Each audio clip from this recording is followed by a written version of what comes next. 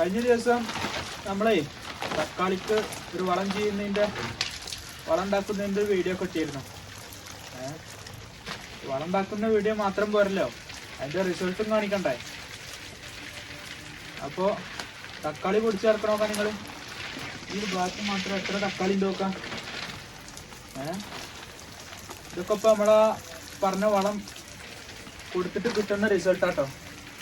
നമുക്കിപ്പോൾ അടുത്ത കാലത്തൊന്നും ഇനി തക്കാളി കടയിൽ നിന്ന് വാങ്ങേണ്ട ആവശ്യം ഉണ്ടാവില്ല. അത്രക്കും തക്കാളി പുതിയ പൊടിച്ച് വരുന്നുണ്ട്. ഇഷ്ടംപോലെ പച്ച തക്കാളി ഉണ്ട്.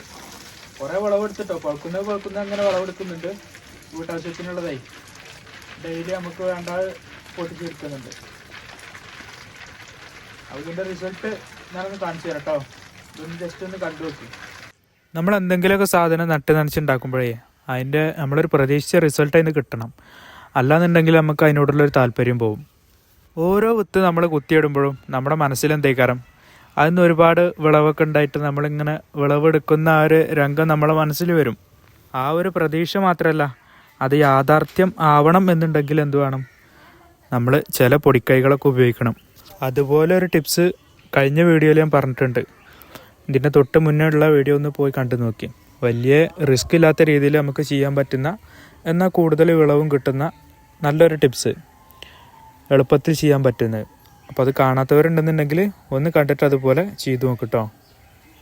ഏറ്റവും സിമ്പിളായിട്ടുള്ള കാര്യമാണ്. എല്ലാ വീട്ടുകാർക്കും ഏത് വീട്ടമ്മമാർക്കും ചെയ്യാൻ പറ്റിയ കാര്യമാണ്.